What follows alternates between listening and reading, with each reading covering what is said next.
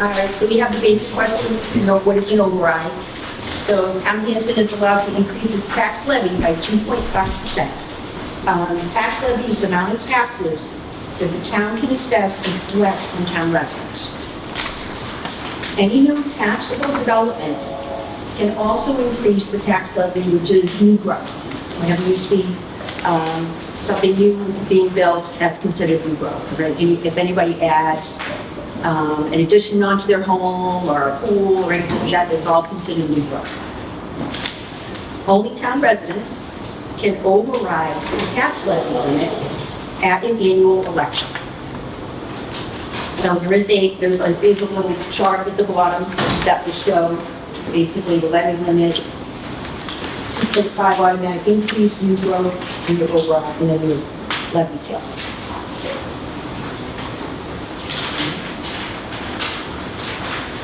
Town of Hanson revenue sources. So taxation is a big part of our revenue source, which is your real estate taxes and your personal property. State aid, which is the Chapter 70 money, unrestricted general government aid, and local program reimbursements. So those are funds that come from the state. And what the state giveth, then the state take back. Because then once they give you the money, then they list things where they take some money back. Local receipts is your motor vehicle excise, your meals excise, which the town adopted in October of 2021, licenses, permits, fees, and investment income. So those are sources of revenue. Other financing sources would be our free cash, stabilization, special revenue funds, and ambulance receipts.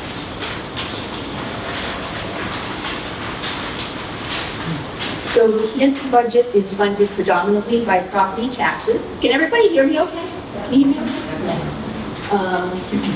So we have our projected revenues for FY26. So local aid is at $2,001,353. Our local receipts are projected at $3,030,505. And then our tax revenue, $28,965,718. So now you can look at, we also have FY25, and it will show you the local aid, our local receipts, and then what our taxes are. Oh, here we go. Perfect.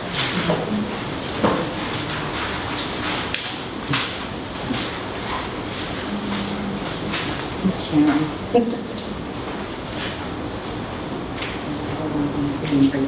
Okay. Excuse me, Lisa. Yes. Do you want questions as you go along, or do you want to go through the whole thing and then ask questions? And we can do questions as we go along.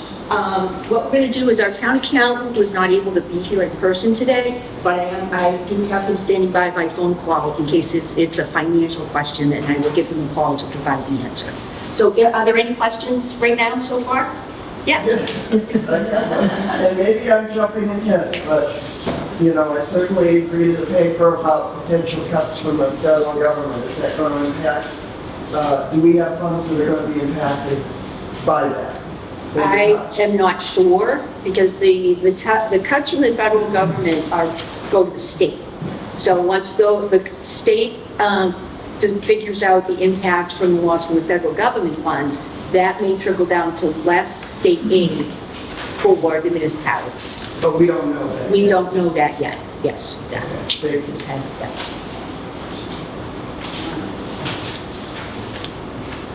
Okay, so so property taxes are the main source of revenue.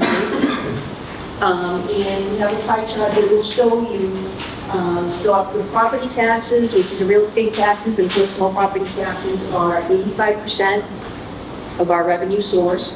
Then we have our local receipts. Again, the local receipts are,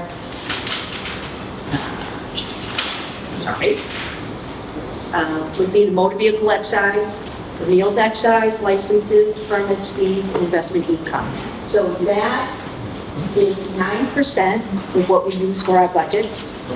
Then we have our local aid, which is from the state, which is the Chapter 70, unrestricted government aid, and local program reimbursements. That is 6% of our budget.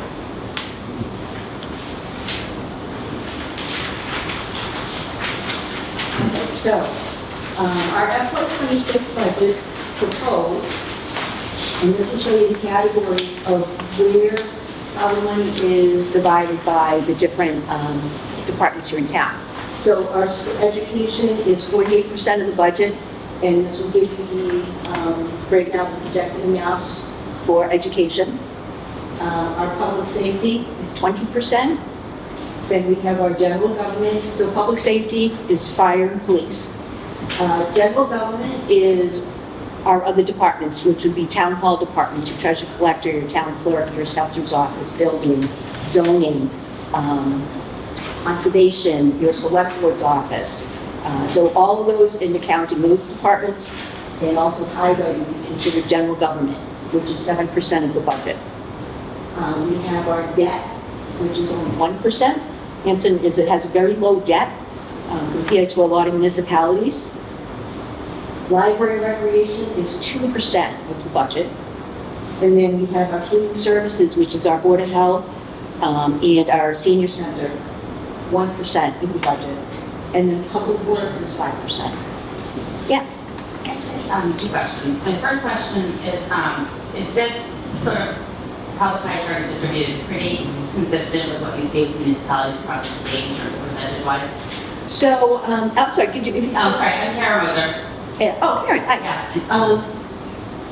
Each municipality distributes the money differently, okay? So I do see, and I've done some research, you can go on the Division of Local Services on Massachusetts, and you can actually plug in any municipality and see how they distribute their funds. I noticed that Hanson, with 5% of its public works, is very low on our investment in our public works. Also, human services is very low compared to what other municipalities put in their public works. So, yes. And I would totally agree with what you're saying. I think it's important to remember our water department is not put into our public works. It's a completely separate, same-for-same account. And other municipalities could. People use the word DPW, and even in Hanson, I hear people throw around the DPW. We don't have a DPW. We have a highway department who has very specific tasks, and then we have the water department. So there is no DPW. And that's important for a number of reasons, but not the least of which is that's part of why our numbers low there. Okay. Lisa, I very strongly would suggest that you try to get through the presentation and then we take questions afterwards, but that's just fine. Can I just ask one more because it's not about this slide? Sure. And Jeff, maybe this is more for you, just I want to clarify my understanding. The employee benefits, the 16%, does not include the regional school district benefits. So the number for education includes staff benefits for the people who work for the district. So I just want to clarify that is not inclusive of the district staff. Okay, thank you. So just one general question, does this budget assume passage of the override or not? This is the budget requests. Yes, it does. It's this proposed budget. This is the proposed budget. Which would include the override? Okay, Yes. thank you. I understand completely. I couldn't hear the second to last question on the employee benefits. Does that or does that not include the benefits to the teachers? No, it does not. That's paid by the Woodman Hanson Regional School District. And that's an important piece to understand, because if we were in a town that was not a regional school district, all of those costs would be picked up by the town. And that pie chart, again, would look a little bit different. One more question. Does the South Shore VOTEC program, is that part of the education budget or is that something different? No, it's part of our education. Part of the education budget, yes. Norfolk A&E, Bristol A&E.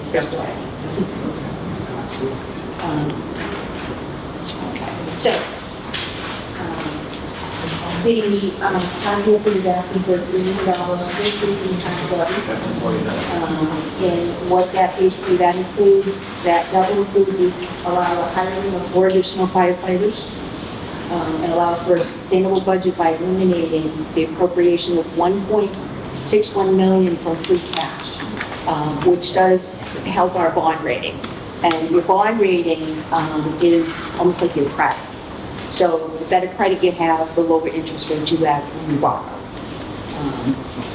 When agencies, which is Moody's and Standard & Poor's, when they look at finances of municipal government, they look at how much of your free cash, which is basically our savings account, how much of that you use to fill in gaps for your budget. And if they see that you're using a lot to fill in gaps for your budget, they will lower your credit score a little bit, which means we pay higher interest rates. So that's what we're trying to avoid, so that whenever we do have to borrow money, we get the best rates out there. Yes? So does that actually occur, stabilization plus free cash? They look at both, yes. And it's supposed to be a certain percentage of your... 5%. Your actual total budget? Yes, 5%. Yeah, so, what is the actual certified free cash for this upcoming town meeting? The 2.7, that I didn't put the town account on phone, you just need exact accounts. Yeah. Well, may I suggest that we continue with the, Oh, okay, and then sure. we'll call and then talk with all of our questions. We'll do that. All right, so what the override will do if it does pass, it will avert the following reductions, which is $940,000 for equipment to the school district, $130,000 for facilities maintenance and IT, $160,000 will eliminate 1 full-time police officer and 1 firefighter. $216,000 is for purchase of 3 police cruisers. $73,000 will eliminate 1 full-time highway laborer and other expenses, which could include the grading for private ways, which is done twice a year, and it could eat into other budgets as far as road repairs, field, parks and fields, they do assist with that, so some of that can be impacted. $27,000 reduction in transfer station hours, and then $49,000 reduction in health, council on aging, library, and parks and fields. The next page is our override history. This comes directly from the Division of Local Services, Massachusetts website. They keep a history of all the overrides. So as you can see, these are the overrides here that Hanson has asked for years, and it goes back to the 1990s.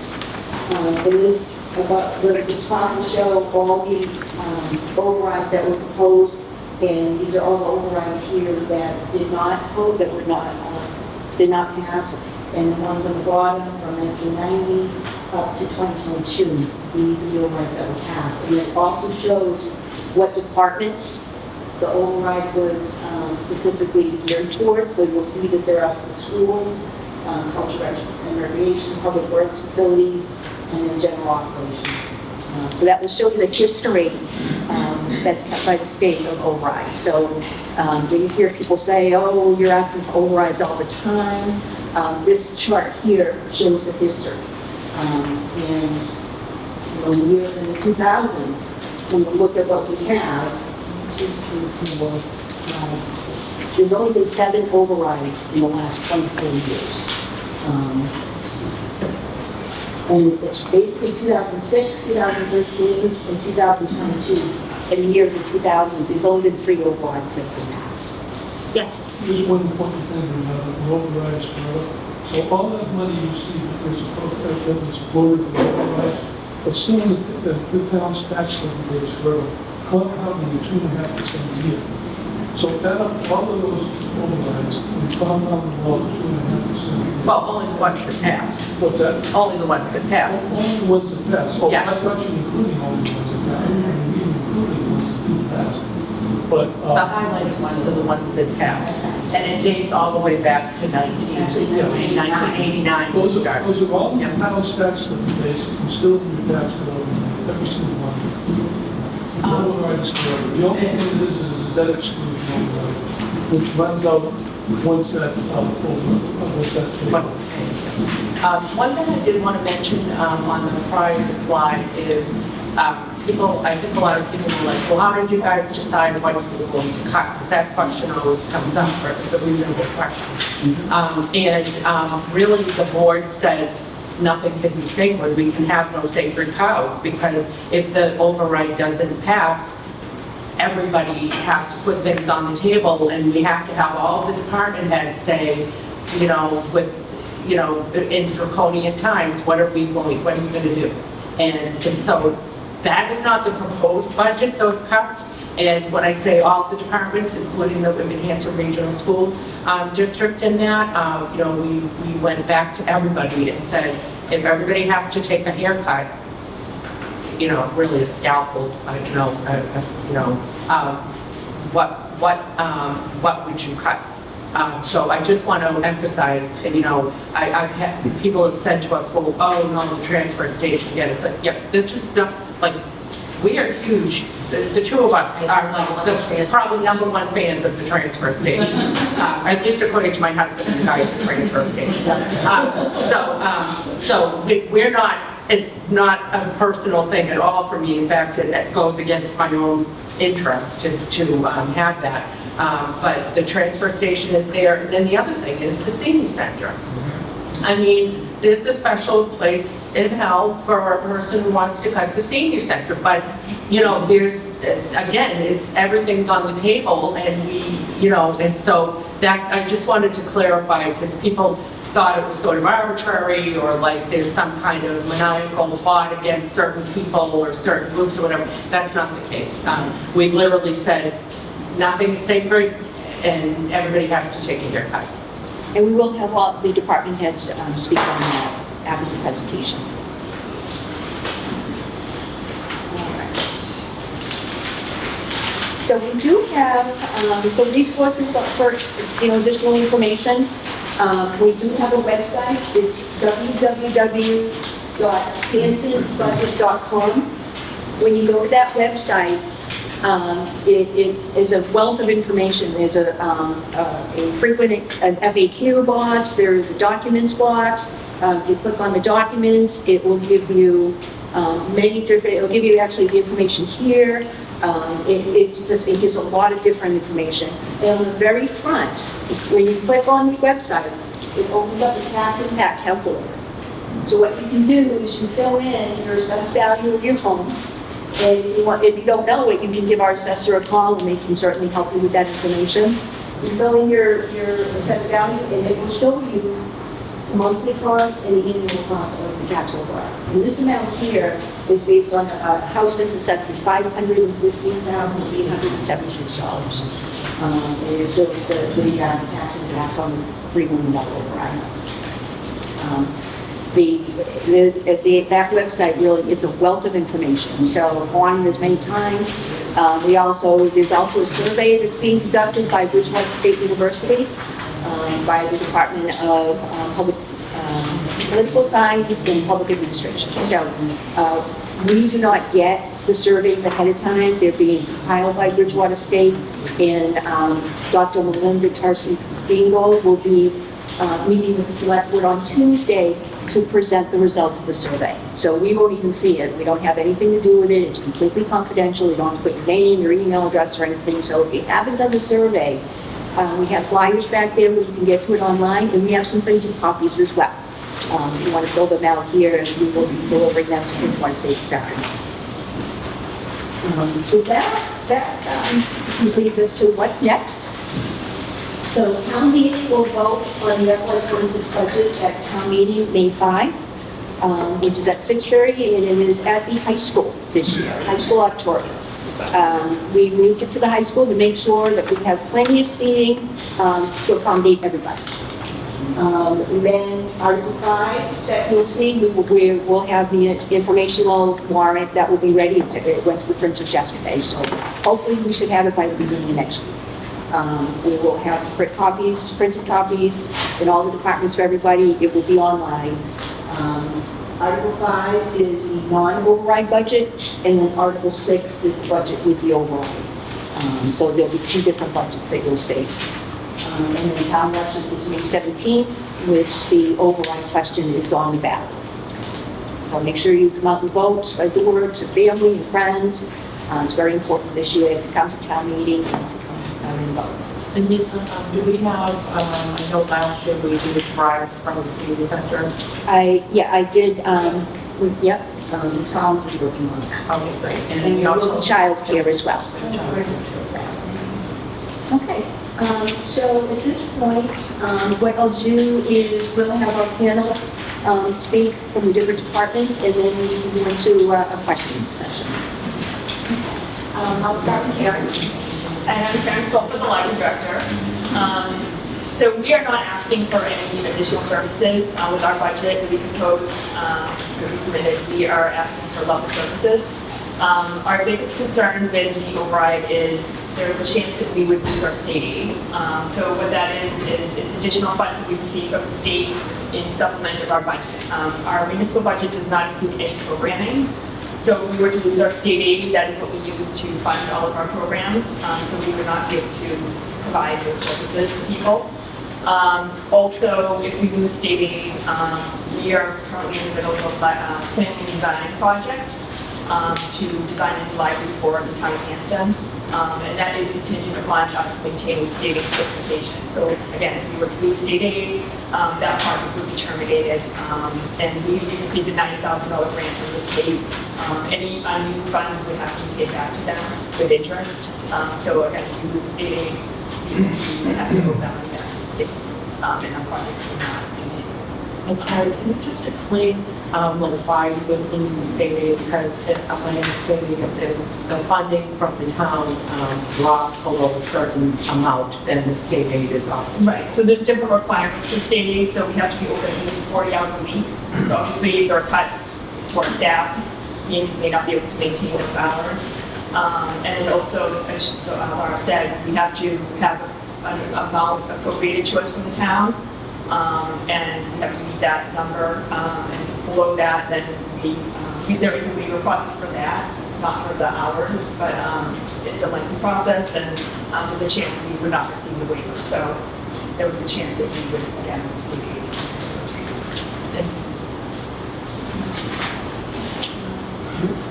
Sure. Superintendent Zagnac, just because Good morning. I'm Jeff Zagnac, superintendent of the Williams. Sorry about that. I'm going to stand up. I don't like sitting down. Jeff Zagnac, superintendent of the Williams School District.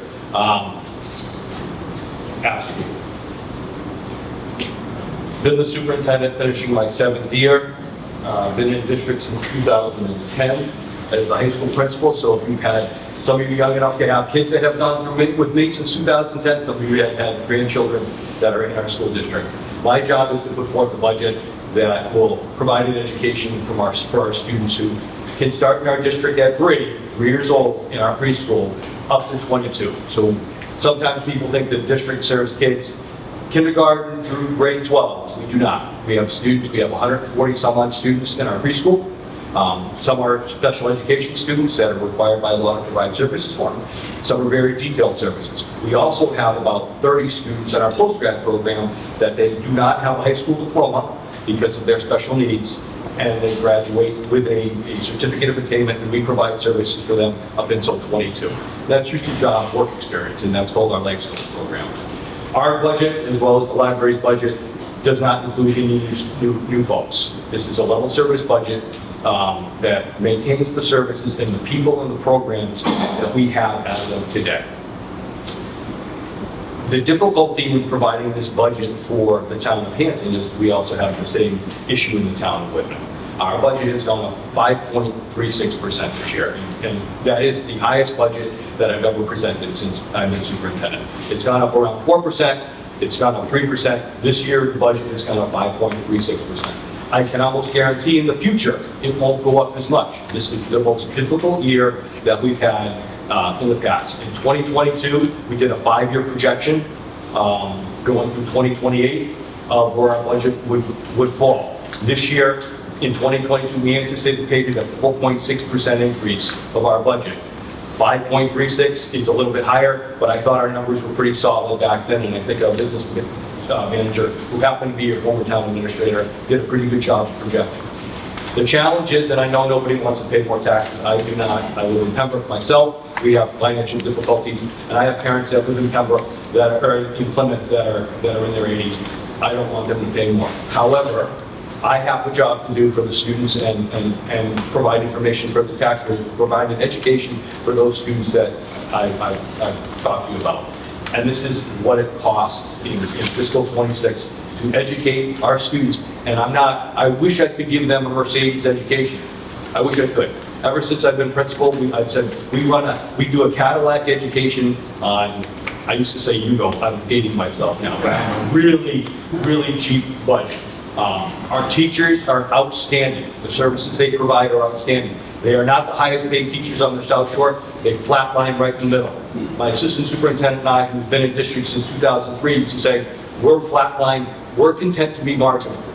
I think we give a pretty good education for the dollars that we spend on education. I think we do. Our kids go to some of the best schools, then they graduate from there. Some of our students go in the military. They do great there, and some of our students go right into work. They have the training, they have the skills to be able to be a productive citizen. As a leader in the district, as a principal, I used to tell my citizens, all I want you to do is to be happy. That's really important, and to be a good, productive citizen once you leave us in Hanson. I think we do a pretty good job of that. Education has drastically changed since I became principal in 2010. It drastically changed post-COVID. Our students are more needy. That doesn't mean they're educationally deficient, but they have some gaps. But when I say need, more students are more open to talk about their feelings and things that go down in here, serious stuff, like, I don't want to be here anymore. So we provide those services in terms of adjustment counselors and school psychologists. In 2010, when I was principal, we had 1 adjustment counselor in the district. Currently, right now, we have 1 in each elementary school, 2 in each middle school, and 3 at the high school. Those are the needs. Another need that's come up post 2018, since I've been superintendent, our English language learner population. When I was principal in 2010, we had 4 students that required ELL services. Currently, right now, we have 256 in district. We've added 8 professional staff members since 2018 to provide services. These are legal services. And then special education, which is another federal state requirement for students on an individualized education plan, IEP, testing, and a lot of things go into that. The needs are greater. And it's not necessarily just academic needs, it's social emotional needs. Students lost a little socialization during the COVID times, and we're still trying to catch them up. Other expenses that have driven up costs, insurance costs, salaries, general maintenance costs have driven up the increase to that 5.3%. And I know the assessment in Hanson is 9.1, 9.2. I'm really not sure like the exact, but it's 9%. And the reason for this, I receive funding, my funding comes from 3 sources. Town of Hanson, Town of Whitman, and the state. And what would be ideal is if once my budget went up, all 3 went up equally, but the state goes up this much, 0.02%. So I received about $250,000 of an increase from the state this year. So my budget went up 5%. The state gave me $200,000 to impact that cost. Where do I get the other funds? From the town of Hanson or the town of Whitman.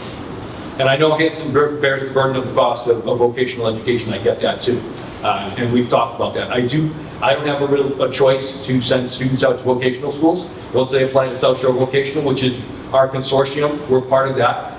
We also send students to Bristol Agricultural School and Norfolk Agricultural School. I think we have a half dozen students going both places. Part of that pie graph of education pays for the schooling of those students at those agriculturals and transportation. And just for instance, The average per pupil cost for the Whitman-Hanson Regional School District is about $17,000 per pupil. That's what we average out for our service for that student. Bristol Aggie and Norfolk Aggie are running close to $30,000 per student without transportation. So we try to keep students here, but sometimes we can't offer the programs that those students want at those agricultural schools. And they have the opportunity to do that. The other piece of our budget, those are separate in that pie chart, but the regional school district budget is charter schools. So South Shore Charter, some of your grandkids or their friends might go to the South Shore Charter School. We get billed for that, and we get some state reimbursement that is supposed to be equitable to coming back for that. It is not. It is not. So I cannot exclude a student from going to a charter school. They can do that. There's also a program in the Commonwealth called School Choice, which Whitman-Hanson always accepts students for school choice, which means we get a portion of another district's cost to offset our budget, about $5,000 per student. However, students in Hanson or Whitman can also choose to go to East Bridgewater, Rockland, Silver Lake, Pembroke, whatever other districts offer school choice, and we're bound to pay that $5,000 or $6,000 or $7,000, depending on the cost that they bill us for that student's education, and that's part of our budget that we have no control over. The control we have is operating with our staff, in our curriculum, in our support systems.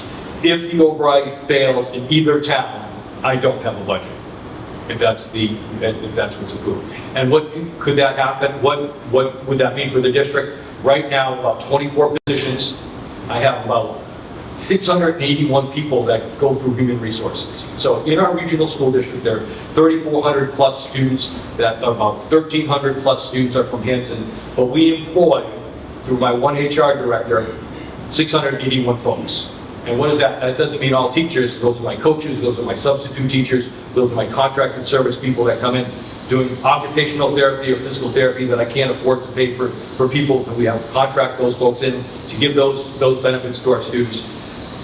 But 681 folks, those, like I said, those include coaches. Out of that number, if the overrides fail in both towns or one or the other, we're looking at 24 potential cuts. 14 teachers, 6 to 7 paras, 2 to 3 administrators there. We're also going to lose about $500,000 of curriculum that we purchased in 2018. Prior to 2018, the regional school district had 0 curriculum K to 8. 0. So teachers ran from standards, which the Commonwealth gives us a group of standards to teach from, but each individual teacher could play around in their classroom, making sure the kids had the standard. We didn't have a set curriculum. We purchased that curriculum on an ongoing cycle for math, science, and English. I'd have to cut some of that and then move some of that curriculum numbers away. I also will cut $250,000 from our athletic budget and raise fees if the school committee allows me to do that, to offset the cost and provide athletic opportunities for the 600 plus high school students that participate in 1, 2, or 3 seasons. The school committee can approve that increase, and that increase would go from a $250 one-time fee for one sport to a $500 fee per sport. So shifting the burden to the parents of the students that will be participating in those sports. And like I said, 14 plus teachers, 8 paraprofessionals, and really a down service of what we are providing to students. I'm not asking for people to vote for it. I'm willing to take questions. We have handouts that the district provided. You can look at that pie chart. Kind of breaks down where our money goes from the town, or when we get a budget. You can always email me individualized questions, give my office a call. And all this budget information is also on our WRSD.org website. And there's another Hanson form. And like I said, any school committee meeting, May 7th is our next school committee meeting. You're more than welcome to email any member of the committee. We have the chair of the staff here, as well as Karen Mosher, who's a school committee member from Hanson. They're available for questions at all times.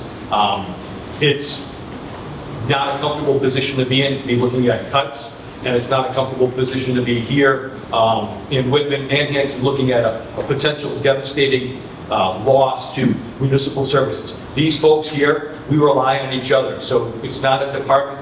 I've known Robbie for 15 years. I've had his kids.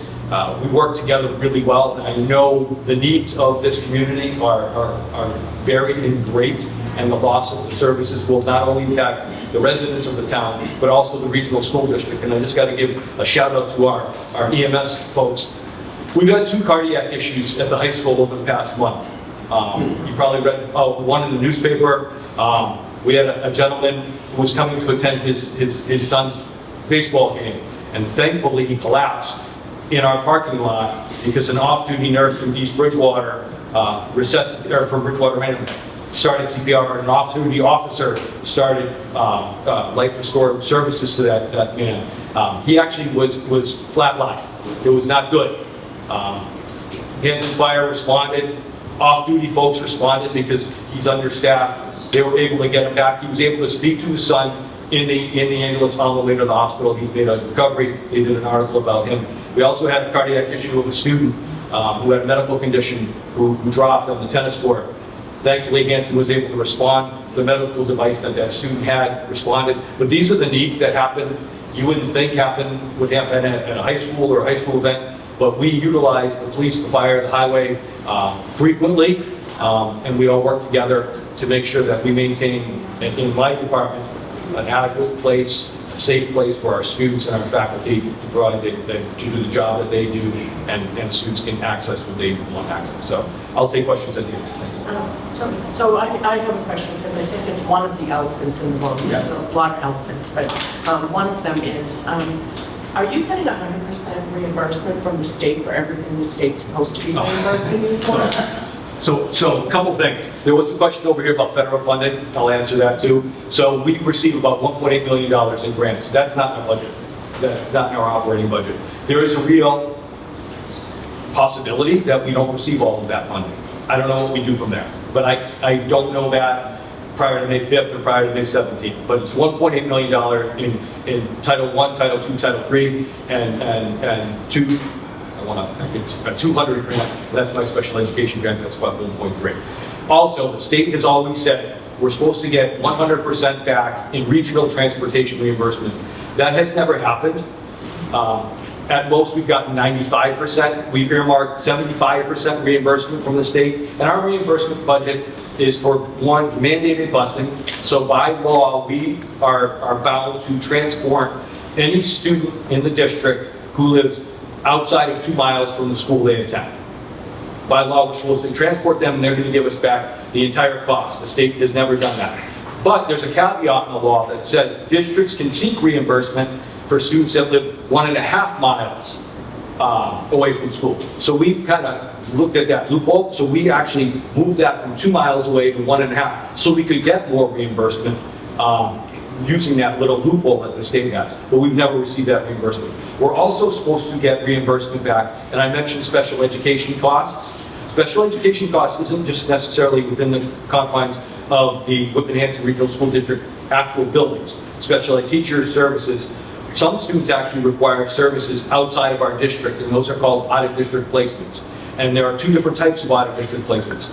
There are collaborative placements, and as a district, we belong to 4 collaboratives, meaning it costs less to send a student for those specialized services. And there are private school placements. Private school placements are much more expensive, and they can lead up to a residential, and we do have some students in residential, meaning they never come home. They can't be home. And our biggest cost in a residential is $425,000. The state is supposed to reimburse us close to 100% from that in something we call circuit breaker. They do not there either. So there's always a movement within the line of what can we expect for reimbursement and what we actually get. We always try to aim low for reimbursables in the budget, because if we aim high and it comes in low, we're in trouble. And in 2024, fiscal 2024, we aimed high and the reimbursables came in low, and I was cutting $280,000 in August because we didn't have the cost. So there's a lot of things within the Commonwealth that they will do, but they don't. Yes, Gary. All right, on charter school reimbursement. And charter school reimbursement, again, ways. So the state throws out a number in Chapter 70 money when they reimburse us, or they give us certain money. Charter school reimbursement decreased, even though state Chapter 70 money increased. So it's all kind of they have the same piece of the pies that we have as towns, The state will say you're going to give a little more in Chapter 70, but then we're going to cut your reimbursables in charter school. So it kind of averages out to what we get every year in those reimbursables from the state. But thanks Lord for that. We have never received that 100%. If you can always talk to the state reps, we have a few in Hanson, Rep DeCoste, Rep Sweezy. I speak to Rep Sullivan Almeida over in Whitman, advocating for those reimbursables, because that is supposed to be, when we signed up as a regional school district years ago, we're supposed to get those reimbursables at 100%. And we are definitely having conversations with Rep Sweezy. And I've told him that I would really like to join forces with Whitman and with the district, and we need to get that money, because if we don't get the reimbursement from the state, guess what? The costs are still there, and guess who's picking them up? Us, and it comes out of our town budget. So this is not a sustainable model. So we are working on that, but government works at a glacial pace, so we may not all be here when this happens. This is public. Hi, I have a question regarding the number of psychologists, OT, and PT staff that you have. Are the parents, can you tap into the local insurance of the parents of these children getting this type of service for reimbursement for this kind of service? And does that pan out? Yes. So there is Medicaid reimbursement for that, depending on who qualifies, and then it varies on the percentage they want to reimburse. So we're always pleasantly surprised when our Medicaid reimbursements come back in a little higher than we anticipated, and we're disappointed when they come in lower. But yes, so school psychologists, just as a number, I have one in every building and 2 in the high schools, so we have a total of 7 in district. The high school folks also service our preschool in the same building. And I also wanted to make mention, we've always been staffed adequately for nurses. The past 7 years, our medically fragile students that have come into district have escalated tremendously, which is outstanding, because a student who maybe was medically fragile in 2015 may not ever attend a public school, but now they can access the curriculum. We've had to add some nurses. When I say medically fragile, the nurses might be doing some procedures, life-saving procedures during the course of the day, just for sustainability. We do have a nurse in every building, a registered RN, and the high school now has 2 nurses and a nurse leader that floats around the district. But that has escalated, and I think that's it shows that medical science is working, in the fact that we can actually educate students that might have always been in, like, the Mass State Hospital, and we would have to provide education by a tutor, or back to old school, a little bit online, to do that. So we do have some, especially preschool, and it depends on the building, we do have some medically fragile students. I just wanted to clarify too, for people who aren't in the education space, looking at the numbers, because there are sort of 2 separate categories around guidance, I guess, for lack of better words, adjustment counselors and adjustment counselors who are providing, like, therapeutic services for students with mental health needs or social emotional needs. But then separately from that, the psychological services category is sort of, I feel like, a misnomer, because the school psychologists really are responsible for testing students for individualized education plans, testing students for special ed, not really providing psychology services like you would expect given the title. So I just want to clarify the difference between the 2. Thank you. Mrs. Copeland, my other question was, you talked about school choice. How many students from Hanson or Whitman Hanson choose to go to other communities? And what's the average cost? I know you said that you get maybe 5,000 from other communities coming to us, but what's our average cost for them to have that many students? So that's a tough question, because I don't have that right in front of me, but I think we send 50 students out district-wide to choice, give or take 5 on either side. Hanson's probably around 18 to 20 out of that 50, and the state minimum is $5,000. So that goes out. However, for students on an IEP or an individualized education plan, that could go up to 13. Now on that, meaning if that student ends up needing an out-of-district cost, even though they're attending East Bridgewater, we would own that cost here, and we would have to be part of that team process to send that student out. Meaning, if we had a program within our district, and part of my mission as a superintendent was to create programs that were efficient and cost saving to keep those students from going out here. We've done a pretty good job of that. That would be the burden of the district. That student would have to come here, even though they chose to go somewhere else. If we had a program that fit that individualized need, they would have to stay home. And again, I can get you that number. If you want to leave me your email or your phone or something like that, I can have somebody send you that exact number. Tell them how many you have coming. So we also, it depends on the committee. This year, I haven't asked the committee to approve school choice, but we have probably 70 students in our district to balance out that cost and provide a little cushion as part of our budget to offset some costs for teachers. Mr. Hanson. When you were listing the, since you become superintendent, positions in the Yep. you left out the administrative inclusion of compliance, okay? Which, according to the DESE, we were talking about maybe changing that position to the DEI director and the DESE brought it up. I was wondering whether that position is a mandated position by the state, and if it's, why would we reimburse it? So it's not a mandated position. As I restructured my central office a little, I've lost a facilities director, and I've also lost an IT director. So instead of replacing those, my assistant superintendent of operations is now that person, and I had no one to do curriculum and compliance. And the state has escalated compliance, and the DEI position, that's just a terminology. What her real job is compliance and curriculum now. So by losing 2 directors at $140,000 a pop, I was able to, again, efficiently really lose 1 position and transfer that off over to central office. So I have no directors in our IT area now or our facilities area now. And now that person that I had as a director, now as an assistant superintendent, really does curriculum K to 12 and also our compliance. Compliance has gotten tremendously more filled with paper between Title IX violations and different things that are required from the state as far as state reporting. It's a necessary position for us to function as a regional school district of 3,400 plus students. Sir, do you have a question? Does the state give you a reason why you don't get these reimbursements that you supposedly signed up? The best thing that they say is it's subject to appropriation. That's the line they give us, subject to appropriation. Everything is subject. However, the mandates continue to come and what we have to do. And everything is subject to appropriation. I'm not going to knock the state that much. I do that enough in our school committee meetings. But it's always, it's in between the House Ways and Means budget, the governor's budget, somewhere they meet in the middle.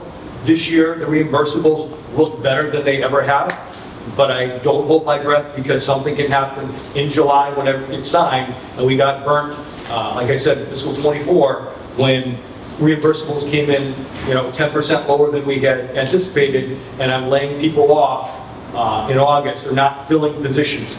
The other challenge outside of some of the municipal departments here is when I say 681 positions, paraprofessional positions come and go within the district. There's always a need, but people are in and out. It's a free-flowing position. Education today, now too, teachers are picking and choosing districts. When I started teaching in 1994, once you determine the district you're going to stay, you pretty much stay for 35 years. Now, if it's 5 and gone, and we're looking for folks, I'm going to have a chemistry retirement in June. We posted for that position. I have 4 applicants so far. 3 are from out of this country, and 1 is non-certified from Texas. These are positions that we need to fill, and we'll be looking, but it's getting harder and harder to fill certain positions within the district. Elementary school teachers still are there, social studies teachers are still there. That's what I did. But certain positions, foreign language, sciences, and math are becoming much more challenging to hire. Our starting salary is about $62,000 for a teacher who has a master's degree. If I come out of school, graduate school in physics, I probably can make more than that working for a company in the city. So that's where we lose some folks. So it's getting more challenging, and the fact of being a teacher is a little bit more difficult, and the benefits that are in our budget are fair. Our teachers have a 60-40 split in medical insurance. They do not pay Social Security tax, meaning the district does not pay anything into their retirement. They pay to the Mass Retirement Board, 11% every person, but we do not own any of their retirement except for health benefits when they retire. Our paraprofessionals and non-certified folks pay into the Plymouth County retirement system, which I think all municipalities do, and we actually do have to pay into that system, but my teachers do not get that benefit. Okay, thank you. It's a lot of information to unpack, but a lot of good information. We're going to move on to Chief O'Brien. We'll circle back with more questions as people digest it and percolate. Good morning, my name is Rob O'Brien. I'm the fire chief here in Hanson. I've been with the fire department since 1997. I have lived my entire life in Hanson, grew up in Hanson, went through the schools, worked at Camp Quaney, Cranberry Cove, all that good stuff. So a lot of familiar faces here. I am probably, or the fire department's probably the one department we are asking for something else. In previous overrides, we have maintained and said that's all we want to do is maintain. We are asking for 4 firefighter paramedics. And the key in that is paramedics. So in order to work at Hanson Fire, you have to be a paramedic, which means they can do advanced life support skills. Right now, 50% of the time, both ambulances are out of town. Which means we get one medical, it's like somebody knew it and called their friend and go, quick, call now. And the second ambulance goes out. Lieutenant Manley's in the back, she worked yesterday, it happened with her shift yesterday. First medical came in, a few minutes later, second medical came in. On Friday, we had a sizable brush fire that brought 3 mutual aid towns in, brought the state in. While that was going on, a medical came in right at the same time the brush fire came in, so the ambulance went to the medical, one firefighter and an officer went to the brush fire. While we were there, a fire alarm came in, a second brush fire came in, and then another medical came in. Because we had so much mutual aid in town for the brush fire, the ambulance had to respond from South Shore Hospital. They cleared South Shore Hospital about 2 minutes before. They were responding from Weymouth to the medical, which puts some time in it. And that's what we're looking to do, is try to cut down on the time. By adding one more paramedic to every shift, it does not eliminate our need for mutual aid. We will still be running 2 ambulances, but what it will help with is that we will have somebody from the fire department that is able to respond to the calls. During the day, it's 4 firefighter paramedics per the shift, or 3 firefighter paramedics and the officer, who's also a firefighter paramedic. They just on shift. What I tell people is after 5 o'clock at night, I go home, the deputy goes home, hopefully we're around, but everybody does have lives. And on weekends, holidays, things like that, recall is not what it used to be. When I started in 1997, it's a lot different. People have, families and things like that. It's a very young department, so a lot of them are literally starting families right now. So we don't have recall like we used to. And I'm a person that I want guarantees. I want people there. And I want people to be able to show up at your doorstep. God forbid you have to call us. Even if mutual aid is coming in from one of the surrounding communities, you have somebody there from Hanson that can start advanced life support skills. Because our squad 4, it's what we call a Class 5 ambulance. A Class 5 ambulance is a non-transport truck. A lot of our apparatus, that's what it is. We carry our big monitor on it where we can do all kinds of stuff cardiac-wise for you. We carry drugs on those trucks also. Just another ambulance might come and take you to the hospital. We're able to start those skills ahead of time. Versus what does happen sometimes is, and the lieutenants will tell them, is the lieutenant or one of the other firefighters is going off from the hospital in the second ambulance. Let mutual aid town coming in though, they're going solo. And so it's only that mutual aid town showing up at the medical call. We have had 2 fires in the last, I'll call it 24 months, where either the police department, and we work very closely with Chief Nixon and his officers, and he'll talk about it, or out there with the guy who was trying to put it out, or a mutual aid engine is one of the first engines coming in. Or one of our call firefighters or full-time firefighters showing up by themselves on it, which is obviously, not safe and not ideal. So that's why we're asking for an additional firefighter paramedic for every shift, so that, again, we're not going to, our second ambulance will get out the door more. We're still going to require mutual aid, as all the towns around us do, but we're able to keep a firefighter paramedic in town. All of the towns around us, Whitman, Hanover, Halifax, Pembroke, everybody's kind of in the same boat. Everybody's looking for overrides. And public safety wise, all of the chiefs and all of the firefighters in the surrounding communities, we all work very, very closely together.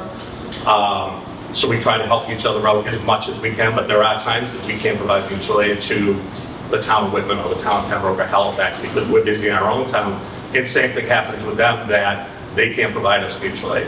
So now we're looking further and further out to towns like that. So that's why we are the one department. We are asking for more. We are asking for more, but it's for the benefit of the citizens of Hanson. If the override does not go through, this slide talked about eliminating a firefighter paramedic position. I am not going to be doing that. I actually sat with the town accountant this week. What will end up happening is I will have to reduce the overtime line, which does reduce when I can bring people back on recall, when I'm able to staff certain events and things like that go on in town. But one of the big things is storm staffing, because I function also as the emergency management director. So when severe storms come in, or predicted severe storms, or the no-name storms, because that's really what it has been the last few years, usually we're able to double staff. And double staff for us is putting 8 people, which allows us to put 4 pieces of apparatus on the road.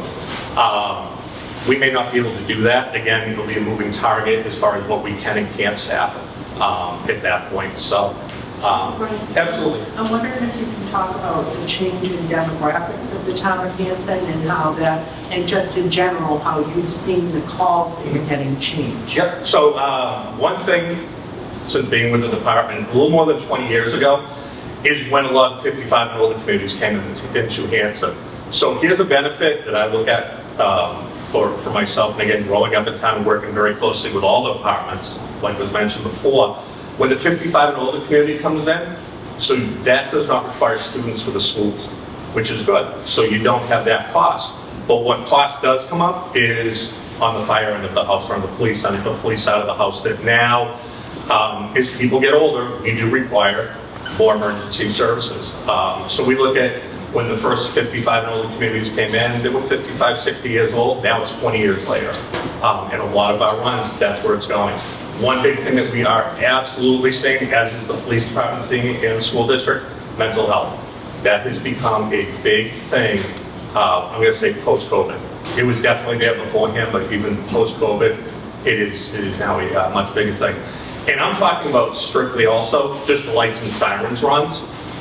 Things that we have started within our department and working with other departments. We actually have a task force now that is composed of the fire department, the building department, also zoning, the health department, conservation, and the select board's office.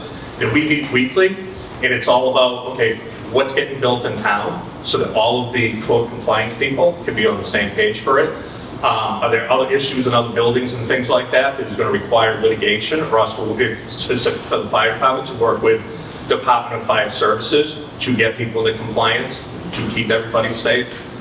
So we do things like that. And so when you hear me talk about it, I'm talking specifically lights and sirens calls, not all the inspections, training, everything else that the firefighters and officers do on a daily basis. So they are pretty busy constantly.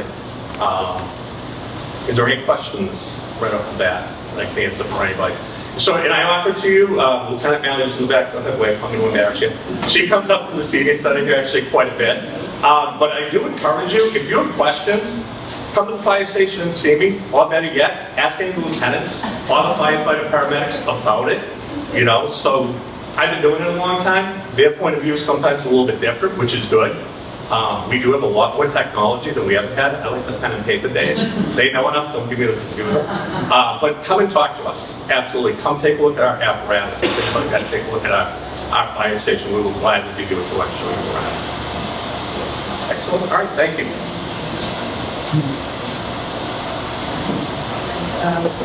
This is Richard Jasmine. He is our newest member of this Boy, so yeah, Rich Jasmine, I'm the new highway director. So our budget is level funded as well. What comes with that level funded budget will allow me to fully staff the department. We're still too short. We just hired another laborer today, or this month actually. Being fully staffed, we're kind of taking a different direction for the highway department now. We're trying to be more self-sufficient. The more work we can do, the more we can save money. I know money's tight around this town. I need people to do that. So with my budget, if that gets approved, I'll get it fully staffed. We have a lot of small things around town that we do. It's not just potholes and road work. We manicure ball fields, parks. We go clean up the conservation trails. We work with everyone, essentially. If there's small things you need, pile of dirt here, you know, asphalt there, potholes, and there's some potholes here that we're looking to fix. I need the people and the resources to do that. So it's a lot of money up front. It's a big price tag, but in the long run, we'll save money. We'll be able to level fund, at least my department, for a couple of years out and still be okay to provide the service that we already do. We're a little bit behind because we've been understaffed, which, you know, is an issue. With staffing, we can kind of take back snow and ice as well. We pay a lot of money to our contractors to plow. If I can give you clean streets, doing it ourselves, we'll save close to 6 figures, which is a huge plus, and it's a huge win for the town of Hanson as a whole. Again, I got parks, everything is falling on us. And those small things are what's going to be affected. We'll be able to mow the fields once every other week, which means baseball fields, parks are not going to be as well manicured as we've been able to do in the past. All that small stuff. Potholes, we don't have a huge budget for roadway maintenance, even though we're in the highway department. So essentially you're going to get filled potholes if and when we can get there. We won't have the staff to fully staff. We're looking to do larger projects, like I said. That's all going to come to a significant standstill. So I assume I'll be your phone calls, you know, about potholes, we always do. And I'm going to have to give you the answer. If it's on the list, I'm sorry, but when we get to it, we'll try to go as fast as we can. So, yeah, mine's brief, but. The employees of the transfer station, they're under highway, even though the transfer station itself is under the Board of Health. So, no, the Board of Health, Gail, they're under they're in the same union as me. So they're all same union, but those employees, they're all. Richard doesn't manage that. Mr. Amato does, and he's here. Okay. Yeah. So maybe after we have Chief speak a bit, I don't know. I thought I saw Mr. Amato. Okay, yeah, maybe Mr. Amato, maybe you could mention, and also Mrs. Collins. All right, Chief, next. I'm Mike Mixon, the police chief. We're not asking for anything extra or new. All I need to do is keep fully staffed. For the first time in a number of years, I'm actually fully staffed. There's 25 storm law enforcement officers for me now. And I have 1 civilian employee, which, God bless her, she does more than 40 hours a week because the records requests are royal. It's another thing, the state changed and said, oh, you have to give them everything. Yeah, it's another thing that costs a lot of money that people don't realize, and it's very time consuming. Anyways, I'm just level servicing. I'm just looking to maintain the same number of officers. If the override doesn't go through, we'll lose at least 1, possibly 2 officers. The only plus I have to that right now is that'll be through attrition going into next year because we have retirements coming up. But you need those bodies. You need young officers. As the superintendent said, the teachers aren't staying in the same district anymore. The cops aren't staying in the same town anymore. We have to try and stay competitive as far as our salaries and benefits go. We're kind of right in the middle. We say I got to do better than Clinton and Halifax, but I'm never going to do as well as Rockland or Hanover or Pembroke for that matter. I get that. But when all the towns around you on 3/4 of your sides are offering better benefits and pay, it's time to keep the cops in. And it's understandable. People are always trying to do better for themselves and their families. We get that. But again, if I have to do the cut, would you see anything immediately? No, it would be longer response times. may have to, depending upon how the year goes, may have to shut down the building at night, which I vowed I would never do. So if you walked in at midnight, there would be nobody there. Be a locked door. It's nothing I don't want to do, but something to think about. And Robbie brought it up as well, the fire chief, that storms.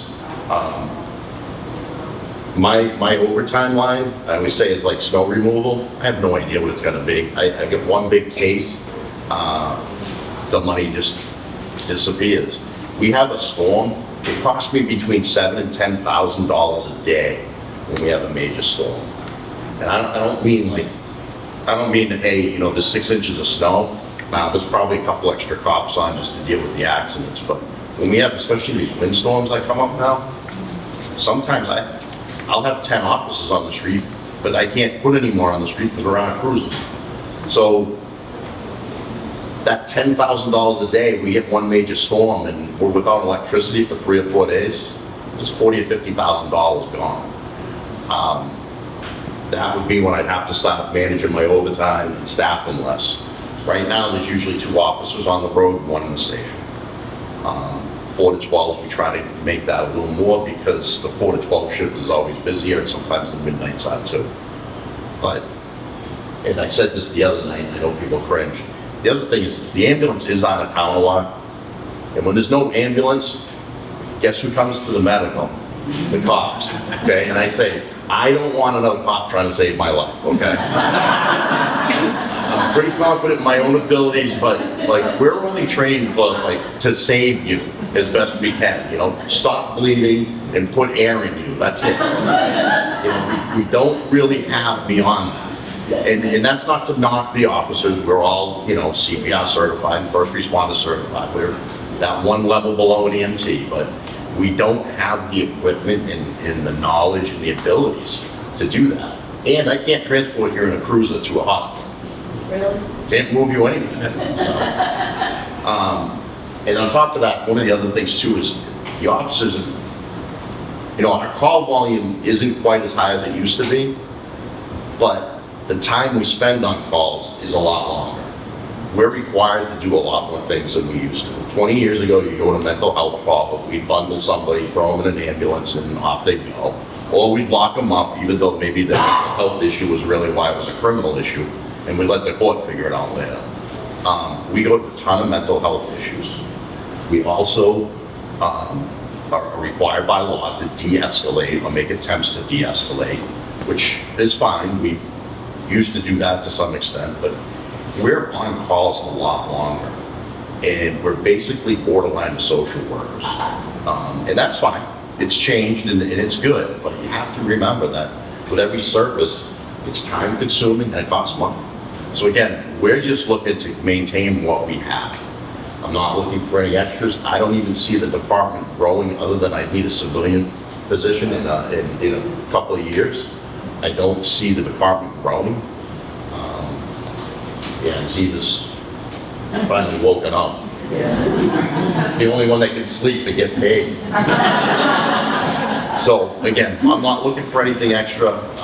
Just trying to maintain what we have and continue to give you the services that we provide now.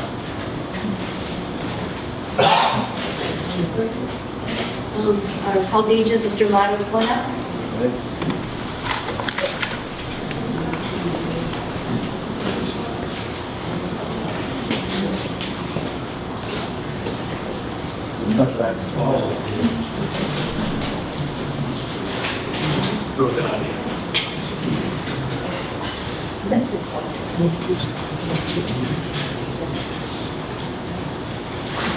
I'm Gilbert Amaro, Town Hanson Health Agent. Been a health agent for 6 years. Previously a public health official from the Board of Health for 20 years. So been born and raised in Hanson my whole life. And I've had pleasure of being born and raised here. It's a heck of a town. I love Hanson. So the Board of Health consists of a clerk and myself, and we have what's called an animal inspector. Now, the animal inspector cannot be confused with the animal control officer. The animal inspector is a state mandated position, and she's controlled by the state, and the other one is by the Board of Health. Mr. Romano, Yep. can you speak up and get some signals from people that can't hear you? Can you speak up, please? I don't think some of the folks in the How's this any better? Any better? Basically, yeah. Okay. So my department consists of myself, as a health agent, I have an admin, and she runs the whole show. And she runs the department, all the administration department, all permitting, licensing, and all that. I said we have a state mandated inspector, animal inspectors, not to be confused with the animal control officer. That's a totally different position. The animal inspector is a state position, and it's managed by the Board of Health. Very like Board of Health budget. We do all kinds of permits, permitting for restaurants, stores, camps. Camps, you have a lot of state mandated inspections of different camps, child camps and stuff like that. Any type of camp, any type of education, anything that's overnight, the Board of Health has to inspect that. We do a lot of that. Restaurants inspection, a lot of that stuff. We do retail food permits. So there's a lot of licensing and inspection. We have a very large budget. Basically just level funding somewhat. There's not a lot of increase on the salary. Salaries and health, that's the increase in the budget. So the budget's very light. And also, we manage the transfer station, different subject altogether. We manage the transfer station. It's got 2 full-time employees, the union employees, the part-time employees. And that's the salary, that's really, the salary and health is really, you can't mess with that. People have contracts, and that's the takes place, we can't change that. What we do is it's all the ways that we've got a DEP study. Oh, we had a DEP study, how environmental protection, we've had a technology study, how to decrease cost of the transfer station. Run this transfer station more the board expertise, so to say. Making sure the proper material gets in the proper containers and stuff. Recycling, we get grants for recycling areas, so the transfer station runs pretty good. In fact, as far as I'm concerned, it's one of the best in the state. It's a fully serviced transfer station. All the mandates, clean and fill, no-use mandates like refrigerators, all that stuff. Nothing goes anymore.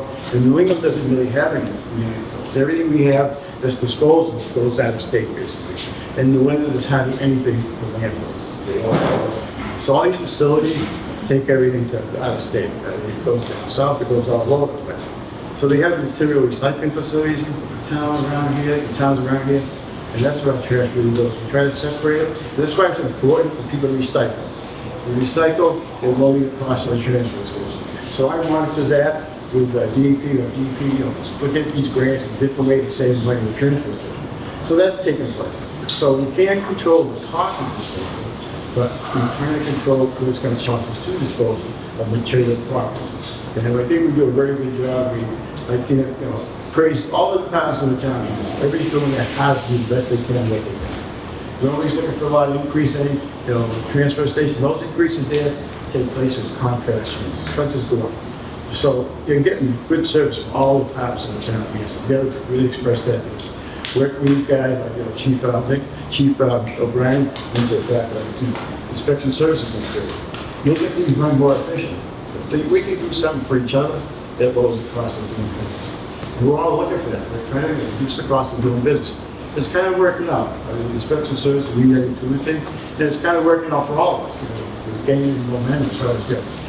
Making things right. Instead of, say, like the fire, police go to my place, but we had more help. So more help. We all work together very well. The town runs very good. It's how to make it better. The only way it's going to make it better is put more money for the town. And that's what you got to do eventually. Put more money for this town, but we got to do it, properly. These guys, everybody's fantastic very good. So you get the commissions, you get the boards, everybody's doing their thing good. No one is slacking. Everybody's doing the best they can for the citizens of the town of Hanson.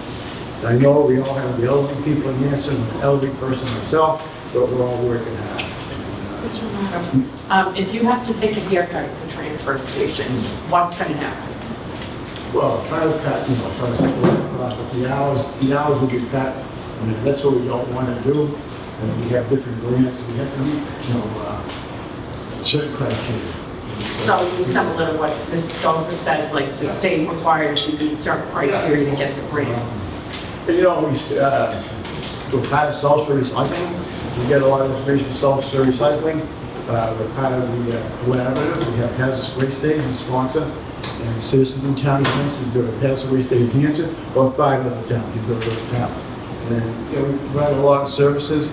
Everything's banned in the landfill. We take care because it can't go to landfill, it has to be recycled. Things have to be recycled. You cannot put anything in the trash. And DEP monitors and Covanta down in Lakeville, Rochester, they monitor the trash that goes in there. And they'll come back at the town. It's happened 30 years ago. Landfill came back at the town, cost the town over $1 million. That's been 30 years ago. So, Mr. Amato, how many days would we be looking at? A couple of days that we're looking at right now, but you don't want to do that.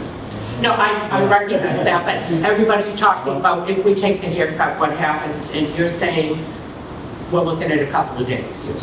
Okay, all right, that's definitely, Mr. Young? And we still have something tracking how much we're taking in, the diamond bags, and the annual permits, and the trip tickets, and how much we take. Sure, the Board of Health is tracking. You're still tracking that? Yeah, so the town accountant tracks all that. Yeah, because we really need to know that in town meeting, because even though that money now goes directly into the town's cash account to pay bills every day, instead of going solely to offset the cost of the transfer station. Yeah, okay, yes, you can do that, I but really want to know what the estimated revenue is, because that money. They're not a money-making enterprise. Even if we had kept the money. Well, I understand that, but Yeah. increase the price of orange bags. They're working on that. They're working on becoming more self-sufficient so that there isn't a draw from the town resources, because we hear I often. understand that. we have a DEP advisor, we worked with us for the last 2 years, to even things off. Yes, that amount is tracked by the town accountant. You have a generalized, I really can't say for sure, because I only have a generalized amount that was. We can get back to Mr. Young. Yeah, we get back. Get back. Should have an accurate amount, what you should. Of course, we just don't have it here. There is an accurate amount, The town accountant follows that, along with our advisor from DEP and the board. We know that what's anticipated, we can't do anticipated funds, but funds that do come in. All right, so thank you, Mr. Amato. We're going to move to Mrs. Collins. Thank you.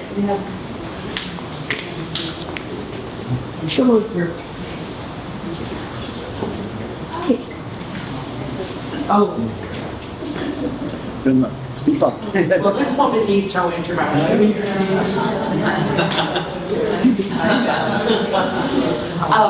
Good morning, and as everybody has said, thank you so much for coming. I'm Mary Collins, I'm the Elder Affairs Director in the town of Hanson. I've been here for 17 years. I could tell you some stories about Rob O'Brien. But I will not go there.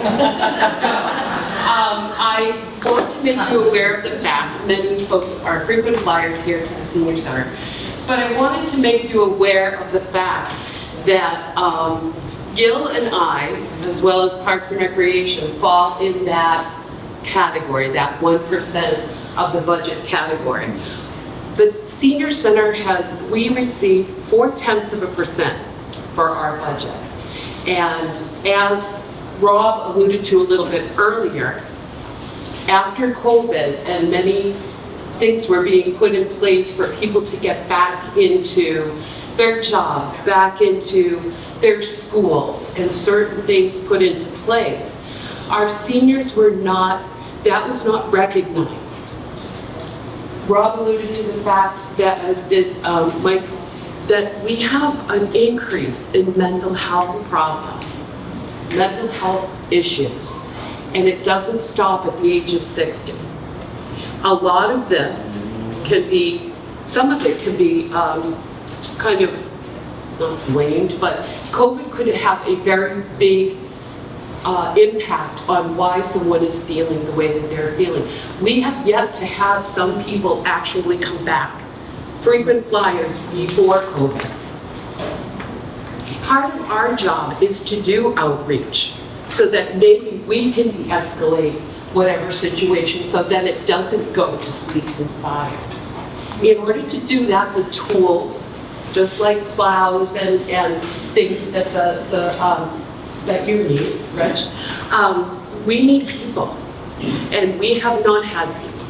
Just like the school needs people for different positions, and so do we in order to help our seniors. Unfortunately, statewide,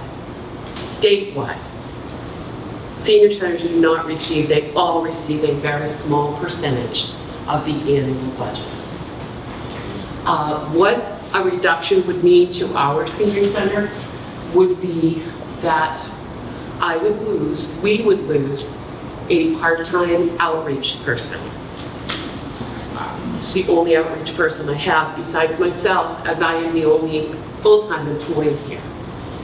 So that would, again, before we hired her a couple of years ago, that would again bring all the only outreach available to seniors in town to myself. And there are a lot of people that I need to spend more time with, but just do not have that time. If I had a staff person, I most certainly could. At least the staff person could stay here and I could go out if they feel more comfortable with me. Either way, our seniors will lose.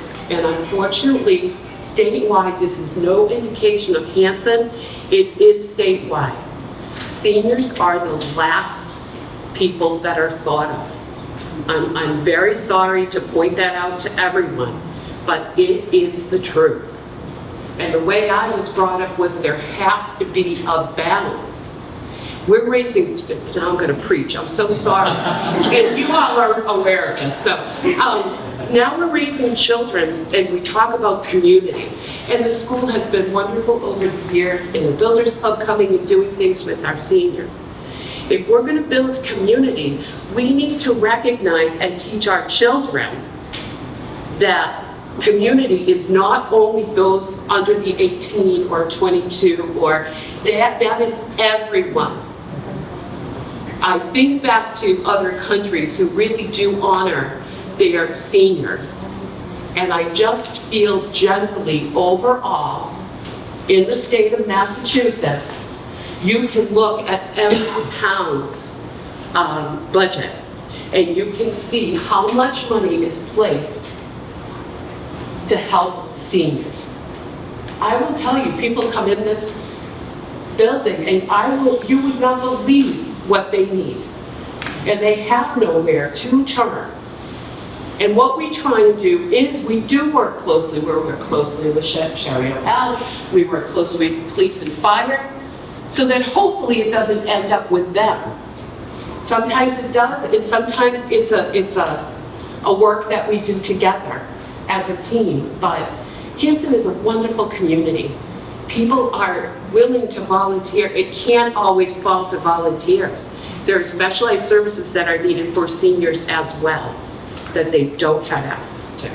So I will tell you that outreach person will be gone. And as a result, it will leave Roberta and I. Roberta is my lovely assistant who's here 19 hours in the morning, and it will leave Roberta and I in the building. That may cause us to have to restructure our hours here. And as it is sometimes, when the doors are closed, people are still calling, they're still coming in, they're still in need. And this is everything from fuel assistance to somebody has fallen and they resisted to getting assistance, or a child calls and says, I don't know what to do because my mother is not changing her clothing. It's from soup to nuts. And I could be here every day, all day, for hours extra. And I tend to be, but that's not the answer. So I appreciate you coming today, and I'm not, yes, Helen. Just a general question. What's the percentage of seniors that are in the town of Hanson now? Well, Do you have that number? we're looking at over 60 Yeah. years old. So we're looking at it rising every minute, but about 30, 32, 34%. But again, that's constantly changing, and this is based on the 2020 federal census. It's not based on anything, okay? Yeah, so unless you have any questions, I thank you folks for coming today. If I can just kind of piggyback on Mary's wonderful words, there is documentation in the back that does talk about the tax relief programs that are available for seniors and veterans. Our assessor's office is a wealth of information. If you have any questions of what programs you may qualify for, they are the people to reach out to. That document has her phone number on the bottom and her name. So feel free to reach out and please share that information with your neighbors, friends, family. So there are a lot of programs that do provide tax relief, and our assessor and Mary, they're a wealth of knowledge of how you can get in touch with information on those programs. We're also having another session on Wednesday at 6:30. We'll have session number 3. It will be at the middle school, Wednesday, the 30th, at 6:30. Yep. So if you want to attend again, yeah. And I should say, I mean, we'll take a question. It isn't speak now for how to keep. Reach out to our office, email us. We're very responsive. And if we don't have the answer, we'll reach out to whoever it is that's got the answer, and we'll get you the answer to your question. And, you know, we're thrilled to have people that care enough to show up and spend this amount of their day asking questions and being engaged. It makes us feel like somebody out there cares. And so we really thank you for attending. Mrs. Mercier, Mary Mercier, yeah. Actually, I have a question about that slide. I'm a little confused about the process. I know we've gone through what happens at town meetings. Right. So if the town meeting votes it down, then there's no election. What if the town meeting votes it down and the election votes it up? I'm just confused about it. So yeah, that's what it, so the question still appears on the ballot, okay? Even if town meeting vote says no.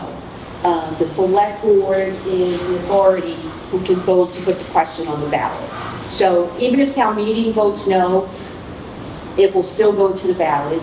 And if it does pass at the ballot, I guess it passes. We confirm that with the Attorney General's office, things like that. It's a good question. It's a good question. Can I say one thing about this?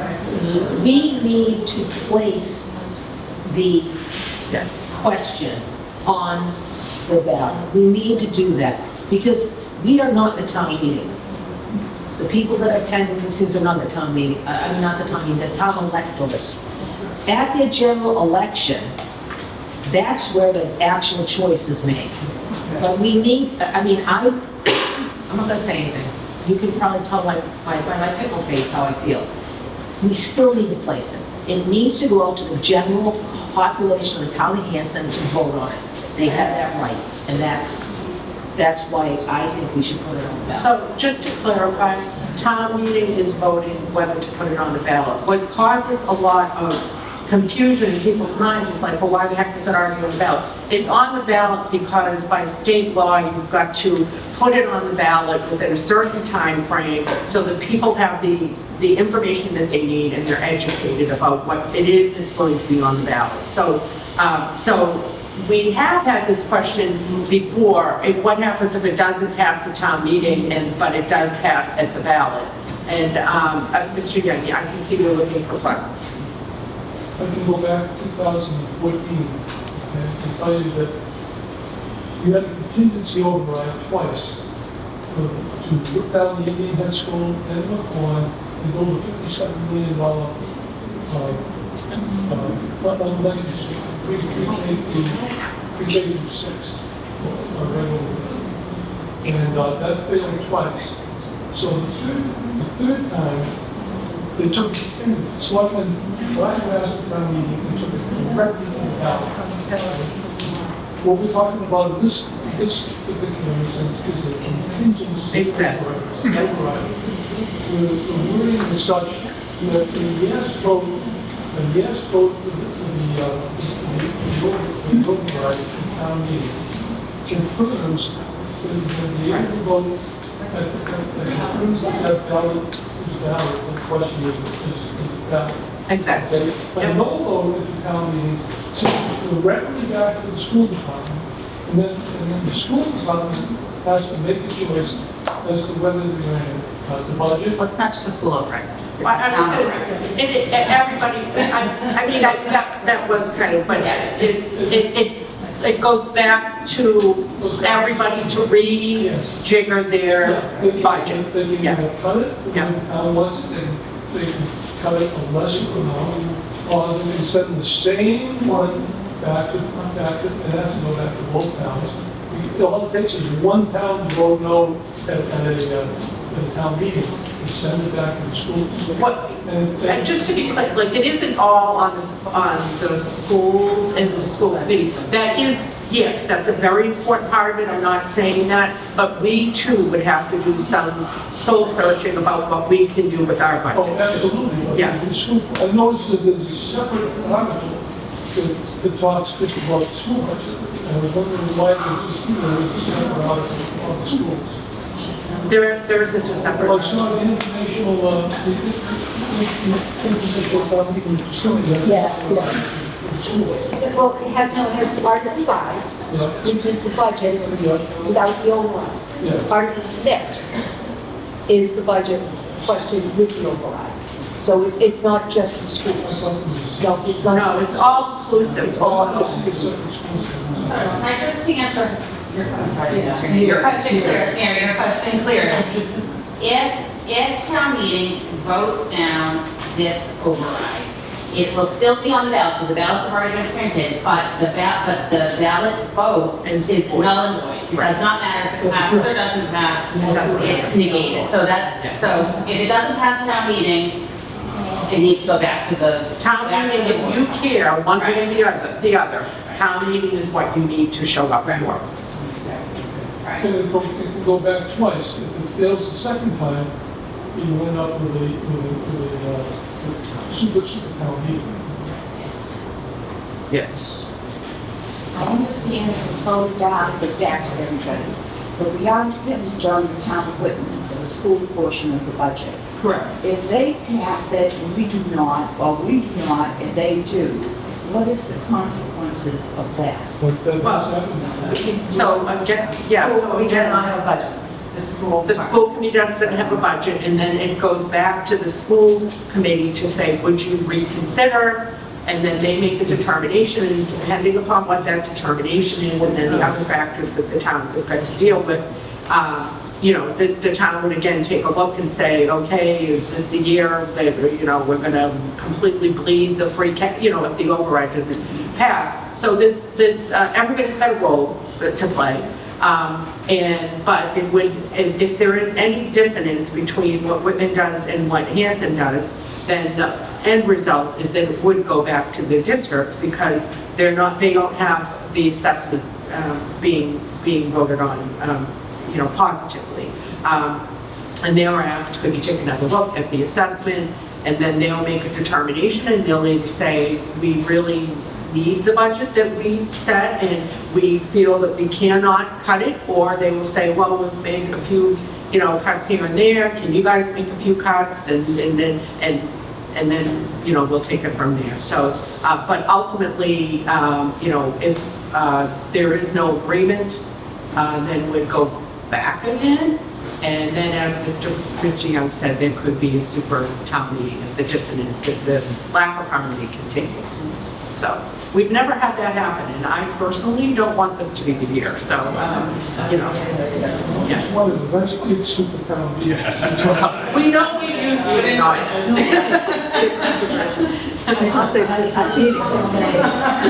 We have a town here that we all love. We have town services that we all love. All of them deserve consideration. All of them need to tighten the budgets, which we have all done ourselves personally. But I'm going to advocate all the time for the seniors because they don't get enough. We've been paying taxes in town. I don't know how long you guys have been here. I'm the new guy. I'm only 46 years. We've been paying, we've gone through all these overrides, we've done it, and then we get. So I'm the one completely, because I don't give you the quote. It's not fair. Anybody else, I don't want. It's not fair. I will advocate for us. Break that in.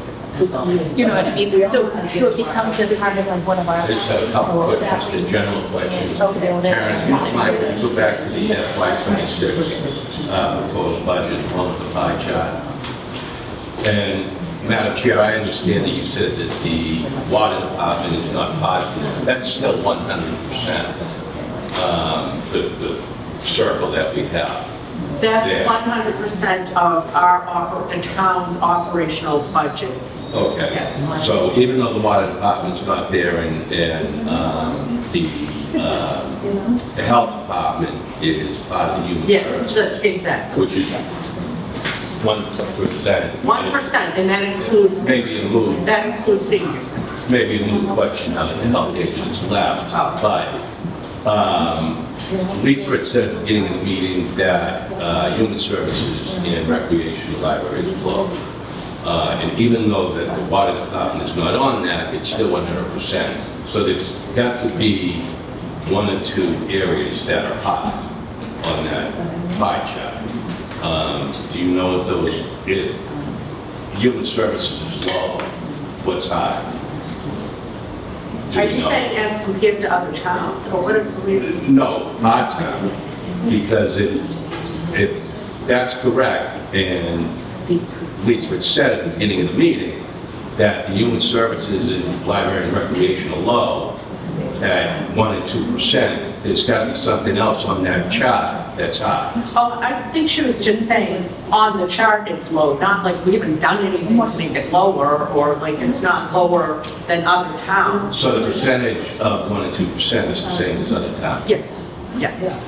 That's possible. I just pointed out Public Works because we don't include water, and probably if you were looking at it as a chart, that chunk would be just a little bit higher if we had had water included in there. Okay. The other question I have, the resources information, HansonBudget.com, the tax impact calendar, and that's on this also calendar.